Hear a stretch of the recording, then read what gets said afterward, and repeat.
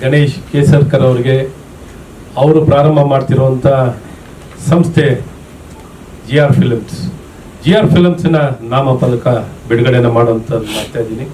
ತಮ್ಮೆಲ್ಲರ ಶುಭ ಹಾರೈಕೆಯೊಂದಿಗೆ ಬಿಡುಗಡೆ. ಒಂದು ಸನ್ನಿವೇಶ ತಾರಕಾಸುರನ ಸನ್ನಿವೇಶ ಬರುತ್ತೆ. ಸೊ ಅದನ್ನ ಡೆವಲಪ್ ಮಾಡಿ ಒಂದು ಸಿನಿಮಾ ಮಾಡೋಣ ಅಂತ ಫಸ್ಟ್ ತಾರಕಾಸುರ ಮಾಡೋಣ ಅಂತ ಪ್ಲಾನ್ ಮಾಡಿದ್ವಿ. ಅದು ಕೂಡ ಮುಗಿದಿದೆ.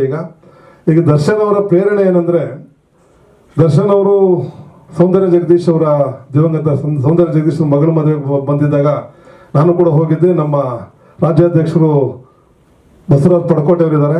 ಇವರು ಅಕ್ಕಪಕ್ಕ ಟೇಬಲ್ ಊಟ ಮಾಡ್ತಾ ಇದ್ವಿ. ಆ ಊಟ ಮಾಡಿ ಮುಗಿದ ನಂತರ ದರ್ಶನ್ ಅವ್ರ ಹತ್ರ ಹೋಗಿ ಹೇಳಿದೆ, ನಾನು ಸರ್ ಈ ಥರ ನಾನು ತಾರಕಾಸುರ ಮಾಡ್ತಾ ಇದ್ದೀನಿ, ತಮ್ಮ ಕುರುಕ್ಷೇತ್ರ ಪ್ರೇರಣೆಯಿಂದ ದಯವಿಟ್ಟು ತಾವು ರಿಲೀಸ್ ಮಾಡಿಕೊಡ್ಬೇಕು ಸಾಂಗನ್ನ ಅಂದೆ. ಆಯಿತು ಮಾಡಿ ಸರ್ ಒಳ್ಳೇದು ಮಾಡಿ ಸರ್ ಅಂದರು. ಸೊ ಆ ಒಂದು ಪ್ರೇರೇಪಣೆ ಇಟ್ಕೊಂಡು ಅವರು ಫೋಟೋ ಹಾಕಿದ್ದೀನಿ. ಸೊ ಅವ್ರು ಇದ್ದಿದ್ರೆ ಖಂಡಿತ ನಮ್ಮ ಒಂದು ಸಾಂಗ್ ರಿಲೀಸ್ಗೆ 100% ಬರ್ತಾ ಇದ್ರು. ಕೆಲವು ನಿಮಗೆ ಗೊತ್ತಿದೆ ಏನಾಗಿದೆ ಅಂತ. ಸೊ ಹಾಗಾಗಿ ಅವರ ಒಂದು ಫೋಟೋವನ್ನು ಹಾಕಿ ಅವರ ಗೌರವವನ್ನು ಸಲ್ಲಿಸ್ತಾ ಇದ್ದೀನಿ.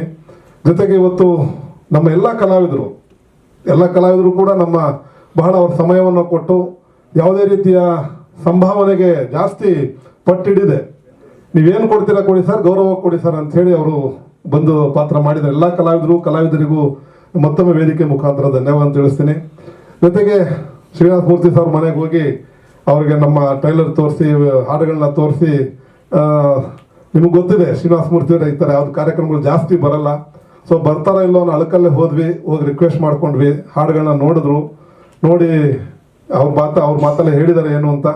ಅವ್ರು ಯಾರು ಮುಲಾಜೆ ನೋಡುವಂಥ ವ್ಯಕ್ತಿತ್ವ ಅಲ್ಲ ಅವ್ರದ್ದು. ಅಂಥ ದೊಡ್ಡ ನಟ ಆದರೂ ಕೂಡ ಅದು ಪಾತ್ರಕ್ಕೆ ಒಪ್ಪಿಲ್ಲ ಅಂದರೆ ಮುಖದ ಮೇಲೆ ಹೇಳಿ ಪ್ರೆಸ್ ಮೀಟಲ್ಲಿ ಹೇಳೋಷ್ಟು ಧೈರ್ಯ ಅವ್ರಿಗಿದೆ. ಯಾಕಂದ್ರೆ ಒಂದು ಪಾತ್ರದ ಬಗ್ಗೆ ಹಿಡಿತಾವ್ರು, ಅಷ್ಟು ಚೆನ್ನಾಗಿ ಗೊತ್ತಿದೆ.